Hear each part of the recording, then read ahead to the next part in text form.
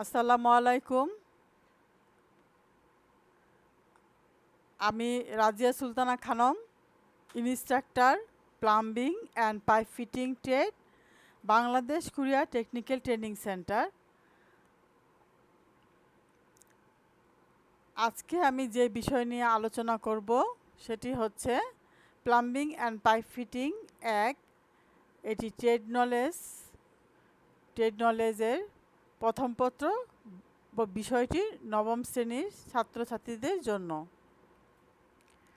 আজকে আমি এই ট্রেড নলেজ বিষয়টির দ্বিতীয় অধ্যায় প্লাম্বিং যন্ত্রপাতি, এই দ্বিতীয় অধ্যায়টি আমরা পূর্বে আলোচনা করেছিলাম। আজকে আমরা আলোচনা করব তৃতীয় অধ্যায় প্লাম্বিং ও পাইপ ফিটিং কাজে ব্যবহৃত মেশিন সম্বন্ধে।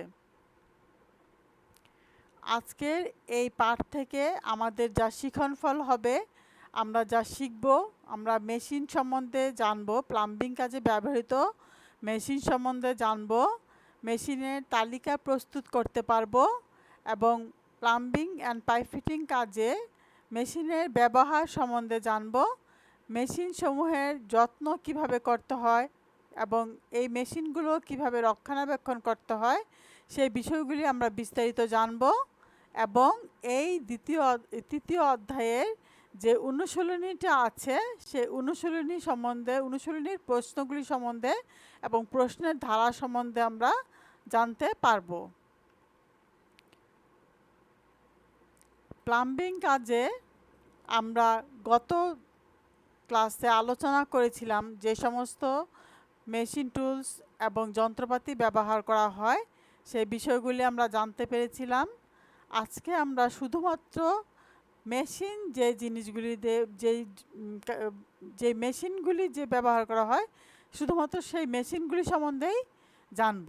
তাহলে আমাদের এই মেশিনগুলি আমরা প্লাম্বিং কাজে কী কী মেশিন ব্যবহার করি তার একটি তালিকা প্রস্তুত করে নেই। যেমন আমাদের grinding machine, auto thread cutter machine, drill machine, drain snake machine, pressure testing machine, smoke test machine, PPR welding machine এবং হাইড্রোলিক বেন্ডিং মেশিন।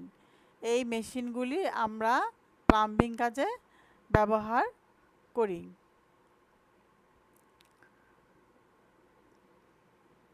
আমরা জানতে পেরেছিলাম যে যেই টুলসগুলি ব্যবহার করতে বৈদ্যুতিক শক্তি, হাইড্রোলিক শক্তি, মেকানিক্যাল শক্তি ব্যবহার করে যে যন্ত্র বা টুলস পরিচালনা করা হয় তাকে বলা হয় মেশিন টুলস। তাহলে মেশিন টুলসগুলির মধ্যে আমরা কাকে কাকে মেশিন টুলস বলে সেই বিষয়ে জানলাম এবং এই মেশিনগুলো এখানে যে গ্রাইন্ডিং মেশিন, এটি গ্রাইন্ডিং মেশিন বৈদ্যুতিক শক্তির মাধ্যমে পরিচালিত হয়। ড্রিল মেশিন বৈদ্যুতিক শক্তির মাধ্যমে পরিচালিত হয়। প্রেসার টেস্টিং মেশিনটাও বৈদ্যুতিক শক্তির মাধ্যমে পরিচালিত হয়। স্মোক টেস্ট মেশিনটাও বৈদ্যুতিক শক্তির মাধ্যমে পরিচালিত হয় এবং অটো থ্রেড কাটার মেশিনটিও বৈদ্যুতিক শক্তির মাধ্যমে পরিচালিত হয় এবং ড্রেন শ্যাঙ্ক মেশিন এটিও বৈদ্যুতিক শক্তির মাধ্যমে পরিচালিত হয় এবং পিপিআর ওয়েল্ডিং মেশিন, এই মেশিনটিও বৈদ্যুতিক শক্তির মাধ্যমে পরিচালিত হয় এবং হাইড্রোলিক বেন্ডিং মেশিন এটি মেকানিক্যাল শক্তির মাধ্যমে পরিচালিত হয়। তাহলে আমরা যে তালিকাটি প্রস্তুত করলাম এখানে আমরা দেখতে পাচ্ছি যে আমাদের সবগুলি মেশিনই বৈদ্যুতিক শক্তি এবং হাইড্রোলিক শক্তির মাধ্যমে চালিত হয়। এখানে আমরা আজখন জানব ড্রিল মেশিন সম্বন্ধে। ড্রিল করতে যে মেশিন ব্যবহার করা হয় তাকে ড্রিল মেশিন বলে। অর্থাৎ কোথাও যদি আমাদের ছিদ্র করার প্রয়োজন হয় তাহলে ড্রিল মেশিন ব্যবহার করা হয়। এই ড্রিল মেশিনের তিনটি অংশ এখানে: অ্যানভিল, হ্যামার এবং মোটর। ড্রিল মেশিন আবার বিভিন্ন ধরনের আছে। এখানে আমরা ড্রিল মেশিনের যে কার্যকারিতা আছে সেই কার্যকারিতার একটি মুভিং সেকশন দেখতে পাচ্ছি এবং এখানে মেশিনটির ভিতরে যখন মেশিনটি চালিত হয় তার ভিতরের যে অংশগুলো আছে, পার্টসগুলো আছে, সেগুলো কিভাবে মুভমেন্ট করে সেইটি আমরা একটি বিস্তারিত চিত্রের মাধ্যমে দেখতে পাচ্ছি।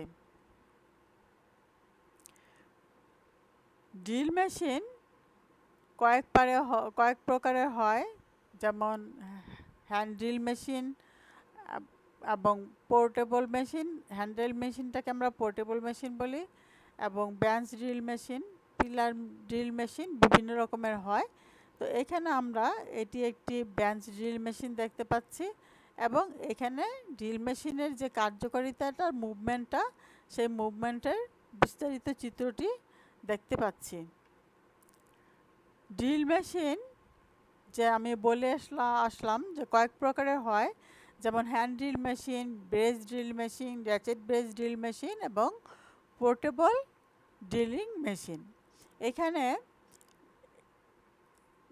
এটি হচ্ছে একটি ব্রেস ড্রিল মেশিন, এটি হচ্ছে একটি র্যাচেট ব্রেস ড্রিল মেশিন, এবং এখানে হচ্ছে একটা নর্মাল সেটিং মেশিন, এবং এটি হচ্ছে একটি হ্যামার ড্রিল মেশিন। বর্তমানে এই হ্যামার ড্রিল মেশিনটাই ব্যবহার করা হয় বেশি, এবং এটি একটি পোর্টেবল হ্যামার ড্রিল মেশিন।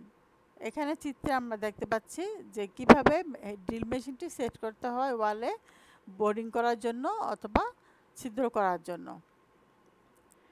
এখন আমরা জানব গ্রাইন্ডিং মেশিন। গ্রাইন্ডিং মেশিন একটি বৈদ্যুতিক চালিত মেশিন। এই মেশিনের সাহায্যে কি করা হয়, এই গ্রাইন্ডিং মেশিনের সাহায্যে যে কোনো কিছু কাটার প্রয়োজন হয়, যেমন দেয়াল বা ওয়াল বা টাইলস কাটার যে কাজগুলো হয় সেগুলো আমরা গ্রাইন্ডিং মেশিন দিয়ে করা যায়। এই গ্রাইন্ডিং মেশিন আবার এবং কোনো কিছু মসৃণ করার কাজেও গ্রাইন্ডিং মেশিন ব্যবহার করা হয়। প্লাম্বিং এবং পাইপ ফিটিং কাজে গ্রাইন্ডিং মেশিন দুই প্রকার, যেমন পোর্টেবল গ্রাইন্ডিং মেশিন বা পোর্টেবল গ্রাইন্ডার এবং বেঞ্চ গ্রাইন্ডার। পোর্টেবল গ্রাইন্ডার বলতে আমরা কি বুঝি? পোর্টেবল গ্রাইন্ডারটা সহজেই বহনযোগ্য, এক স্থান থেকে আরেক স্থানে সহজেই বহন করে নিয়ে যাওয়া যায় কর্মস্থলে। আর বেঞ্চ গ্রাইন্ডারটা হচ্ছে এটি মেশিনের আকৃতি বড় থাকে এবং এটি একটি নির্দিষ্ট জায়গায় নির্দিষ্টভাবে স্থাপিত থাকে। এটি সহজেই মুভ করে বা সঙ্গে করে নিয়ে যাওয়া যায় না। এখানে আমরা একটি পোর্টেবল গ্রাইন্ডিং মেশিন দেখতে পাচ্ছি এবং এই গ্রাইন্ডিং মেশিনের সাহায্যে কিভাবে কাজ করা হয় সেটি আমরা একটি চিত্র মাধ্যমে দেখতে পাচ্ছি।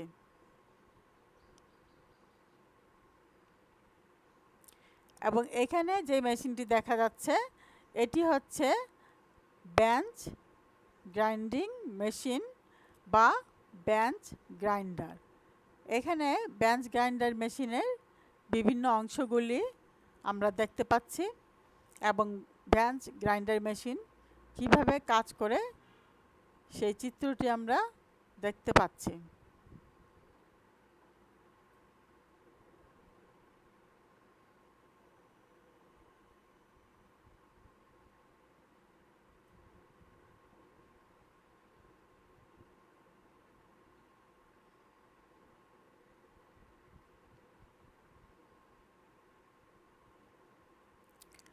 এখন আমরা জানব পাইপ বেন্ডিং মেশিন। আমাদের প্লাম্বিং কাজ করার সময় যখন কোনো মেটালিক পাইপের কাজ হয়, যেমন জিআই পাইপ, স্টিল পাইপ, এই ধরনের মেটালিক পাইপের যখন কাজ হয়, সেই পাইপগুলি নির্দিষ্ট চাহিদা অনুযায়ী যখন নির্দিষ্ট কোণ অনুযায়ী যখন বাঁকা করার প্রয়োজন হয়, তখন এই হাইড্রোলিক বেন্ডিং মেশিনটা ব্যবহার করা হয়। এই হাইড্রোলিক বেন্ডিং মেশিনের পাইপ অনুযায়ী এগুলো হচ্ছে ফর্মা বা সাজ বলতে পারি আমরা। এখানে 3/4 ইঞ্চ, 1/2 ইঞ্চ, 1 ইঞ্চ, 2 ইঞ্চ চাহিদা অনুযায়ী এই ডাইসগুলো এই মেশিনে সেট করে নিতে হয়। এখানে মেশিনে সেট করে এখানে এই পাইপ অনুযায়ী এখানেও সেট করতে হয় এবং এই যে এখানে যে হ্যান্ডেলটি আছে এই হ্যান্ডেলটি টিউবওয়েলের মতন প্রেস করতে হয় এবং এখানে আছে যে ওয়াটার ট্যাঙ্ক, অয়েল ট্যাঙ্কটি, এই অয়েল ট্যাঙ্কটির এই অয়েল ট্যাঙ্কটির ভিতরে লিকুইড থাকে। এই লিকুইডের এই হ্যান্ডেলটির সাহায্যে প্রেস করার ফলে এখানে একটি হাইড্রোলিক প্রেসারের সৃষ্টি হয়, যার ফলে পাইপটি এই ডাইসের বা ফর্মের যে ফরম্যাট আছে, সাচ আছে, তার চাহিদা অনুযায়ী এই পাইপের যে পরিমাপ, সেই পরিমাপ অনুযায়ী ফর্ম বানিয়ে এবং এই হ্যান্ডেলের সাহায্যে প্রেস করে হাইড্রোলিক প্রেসারের মাধ্যমে পাইপটি নির্দিষ্ট চাহিদা অনুযায়ী কিন্তু এভাবে বাঁকা হয়।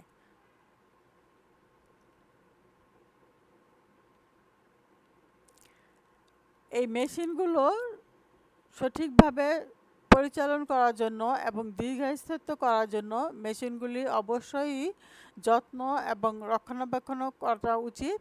এবং এই মেশিনগুলি রক্ষণাবেক্ষণের জন্য আমাদের কতগুলি বিষয় খুব ভালোভাবে লক্ষ্য রাখতে হবে।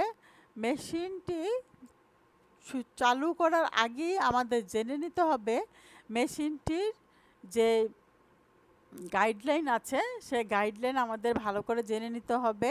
প্রতিটি মেশিনেরই কিন্তু একটি ওই মেশিনের কোম্পানির ম্যানুয়াল যেটি থাকে, সেই ম্যানুয়ালটি আমাদের ভালো করে বুঝতে হবে এবং সেই ম্যানুয়াল অনুযায়ী আমাদেরকে মেশিনটি পরিচালনা করতে হবে। এবং মেশিনটি পরিচালনার আগে আমাদেরকে দেখতে হবে এর পাওয়ার সিস্টেমের কর্ড এবং power system, power supply line, এই বৈদ্যুতিক সংযোগগুলো ঠিক আছে কিনা সেই জিনিসগুলো আমাদেরকে ভালো করে দেখে নিতে হবে। এবং আমাদেরকে এই মেশিন পরিচালনার জন্য অবশ্যই নিরাপত্তা পোশাক, পার্সোনাল প্রোটেক্টিভ ইকুইপমেন্ট, যে আমাদের পিপি আছে, সেই পিপিগুলি সঠিকভাবে পরিধান করে নিতে হবে।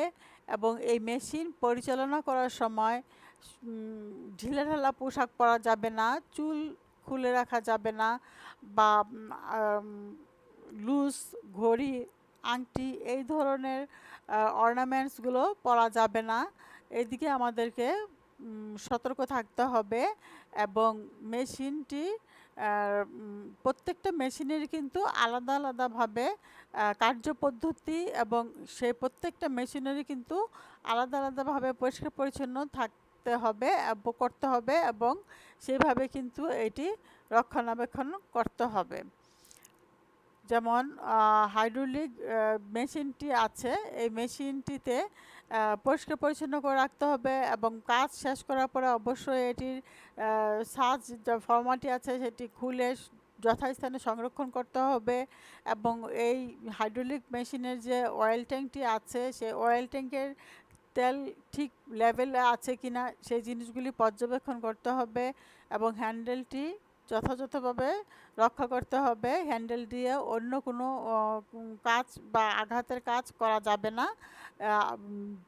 এবং এই মেশিনটি কাজ করার পরে যথাস্থানে সংরক্ষণ করতে হবে। কাজ শেষ করার পরে অবশ্যই পাইপটি খুলে ফেলতে হবে। এভাবে আমরা হাইড্রোলিক বেন্ডিং মেশিনটিকে যত্ন নিতে পারি এবং এভাবে যদি আমরা রক্ষণাবেক্ষণ করি তাহলে মেশিনটি সঠিকভাবে তার কর্মক্ষমতা বজায় রাখবে এবং দীর্ঘদিন নির্বিঘ্নভাবে আমরা ব্যবহার করতে পারবো। যেমন অটো থ্রেড কাটার মেশিন যেটা আছে, সেটার যে অনেক চিপ হয়, জিআইসি বা স্টিল চিপগুলো হয়, সেই চিপগুলি আমাদেরকে পরিষ্কার পরিচ্ছন্ন করে রাখতে হবে। এবং অয়েল যে যাচ্ছে ট্যাঙ্কে সেখানে আমাদের পরিষ্কার পরিচ্ছন্ন করে রাখতে হবে। এবং এটি যখন ব্যবহার করা হবে তখন তার স্ট্যান্ড ঠিকভাবে বসেছে কিনা এবং তার বৈদ্যুতিক সংযোগ ঠিকভাবে আছে কিনা সেগুলির দিকে লক্ষ্য রাখতে হবে। এবং মেশিনটি সেট করার সময় অবশ্যই আমাদের পাওয়ার সুইচ, পাওয়ার সাপ্লাই অফ করে কাজ করতে হবে।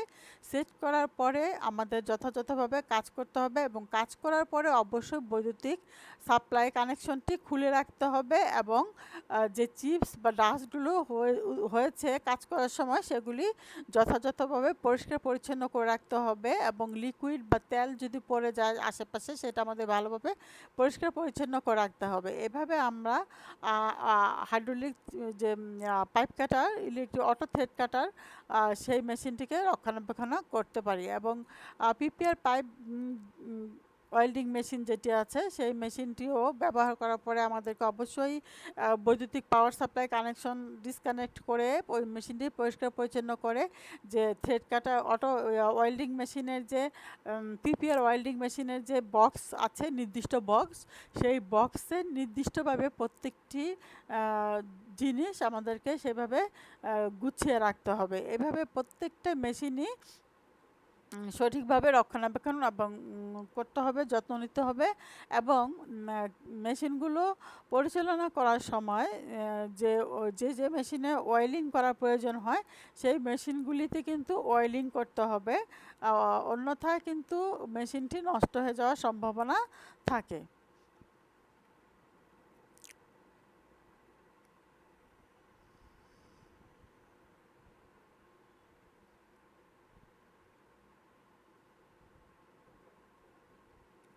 এই অধ্যায়ে আমাদের যে সংক্ষিপ্ত প্রশ্ন আছে এই ট্রেড নলেজ বিষয়টির প্রশ্নের ধারা হচ্ছে অতি সংক্ষিপ্ত প্রশ্ন, সংক্ষিপ্ত প্রশ্ন এবং রচনামূলক প্রশ্ন।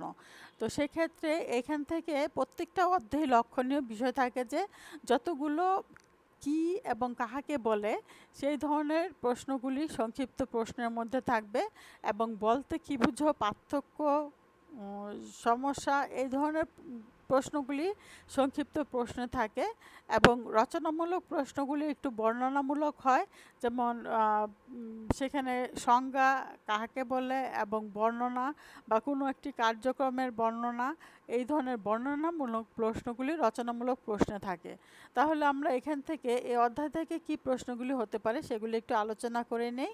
যেমন অতি সংক্ষিপ্ত প্রশ্নে থাকতে পারে যে মেশিন চালুর পূর্বে কি জানতে হয়, মেশিনের কার্যকারিতা বা স্থায়িত্বতা কী কী বিষয়ের উপর নির্ভর করে, মেশিনকে কীরূপে কার্যক্ষম পরিষ্কার পরিচ্ছন্ন রাখতে হয়, কীরূপ অবস্থায় মেশিন পরিষ্কার বা অয়েলিং করা উচিত নয় এবং মেশিনের ব্যবহার করার যে সেফটিগুলো আছে সেগুলো কী কী এবং পিপি কেন পরিধান করা উচিত, এই ধরনের সংক্ষিপ্ত প্রশ্নগুলি, অতি সংক্ষিপ্ত প্রশ্নগুলি থাকতে পারে। প্লাম্বিং এবং পাইপ ফিটিং কাজে মেশিনের ব্যবহার দেখাও, মেশিন চালনার ক্ষেত্রে জরুরি প্রয়োজনে কী কী বিষয় জানা প্রয়োজন এবং অয়েলিংয়ের কাজ কী, কেন অয়েলিং করা হয়, এই ধরনের বিষয়গুলি থাকতে পারে। মেশিনে কাজ করার সময় কী কী সতর্কতা অবলম্বন করা উচিত, এই সমস্ত বিষয়গুলি থাকতে পারে। এই ধরনের প্রশ্নগুলি থাকতে পারে এবং বিভিন্ন মেশিনের যে ব্যবহার আছে সেগুলির আলাদাভাবে সতর্কতা প্রশ্ন আসতে পারে, যেমন ড্রিল মেশিনের সতর্কতা কী, অটো থ্রেড কাটার সতর্কতা কী, এভাবে কিন্তু প্রত্যেকটা আলাদা আলাদা মেশিনের স্পেসিফিকভাবে সতর্কতা এবং কাজ, এই ধরনের প্রশ্নগুলি আসতে পারে। প্লাম্বিং এবং পাইপ ফিটিং কাজে ব্যবহৃত মেশিনের তালিকা তৈরি করো এবং যে কোনো একটি মেশিনের চিত্রসহ চিহ্নিত চিত্র অঙ্কন করো, এরকম ধরনের প্রশ্ন থাকতে পারে। এবং ড্রিল মেশিনের কার্যক্রম বর্ণনা করো, পাইপ বেন্ডিং মেশিনের কার্যক্রম বর্ণনা করো, পিপিআর ওয়েল্ডিংয়ের মেশিনের কার্যক্রম বর্ণনা করো এবং মেশিনের যত্ন এবং রক্ষণাবেক্ষণ করার পদ্ধতি বর্ণনা করো। এই ধরনের বিষয়গুলি থেকে এভাবে প্রশ্ন আসতে পারে। ব্যবহারিক কাজ তোমরা এই অধ্যায়ে যে মেশিনগুলো আছে এবং তোমাদের ওয়ার্কশপে যে মেশিনগুলো আছে সেই মেশিনগুলোর মেশিন টুলসগুলোর একটি তালিকা তৈরি করবে এবং এই তালিকা তৈরি করার সময় প্রত্যেকটি মেশিনের চিত্র আঁকবে এবং চিহ্নিত চিত্র, মেশিনের বিভিন্ন অংশগুলির চিহ্নিত চিত্র অঙ্কন করবে এবং মেশিনগুলির নাম তালিকাবদ্ধ করবে। আর তোমাদের ওয়ার্কশপে যে মেশিন টুলসগুলো তোমরা তালিকাবদ্ধ করলে সেই মেশিনগুলোর ব্যবহার লিখবে এবং এই মেশিনগুলো ব্যবহার পর কীভাবে তোমরা সংরক্ষণ করবে সেই কৌশলটি বর্ণনা করবে। এই অধ্যায় থেকে এই মেশিনগুলোর সম্বন্ধে তোমাদের ব্যবহারিক কাজ এভাবে তোমরা করতে পারবে। বাড়ির কাজ হিসেবে তোমাদের কি থাকবে, এই অধ্যায়ে যে প্রশ্নগুলি আলোচনা করা হলো এই প্রশ্নগুলির উত্তর তোমরা এই ক্লাসটি খুব মনোযোগ সহকারে দেখবে এবং শুনবে এবং তোমাদের যে পাঠ্য বইটি আছে trade knowledge plumbing and pipe fitting, trade knowledge যে একের নবম শ্রেণীর যে তৃতীয় অধ্যায়, এই অধ্যায়টি ভালো করে তোমরা পড়বে এবং এই